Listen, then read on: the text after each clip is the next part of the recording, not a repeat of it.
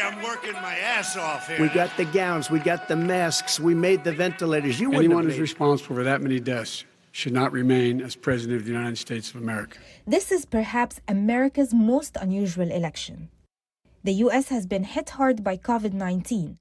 Many Americans are casting their ballots differently this year, and election officials will be dealing with a huge number of ballots coming in from different sources. They think they're going to send hundreds of millions of ballots all over the United States and it's going to come out. You won't know the election result for weeks, months, maybe years after.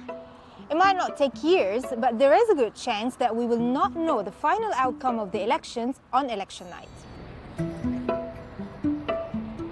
Here in Washington, polling stations are pretty quiet. Why? Because it's not the only way to vote.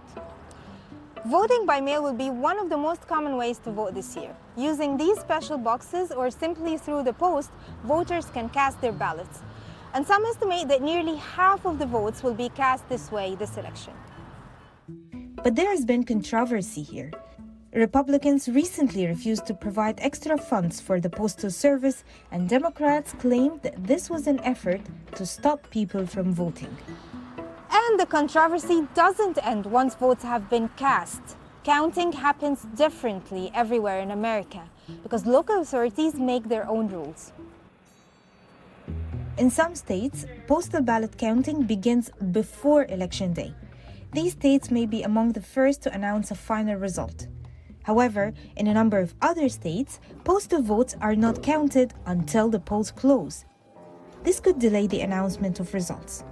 Because now they're saying that the ballots can come in late. Well, what does that mean? Further complicating things, some states will allow ballots to arrive after voting day, while others will reject votes not in by November 3rd. The heart and soul of this country is at stake.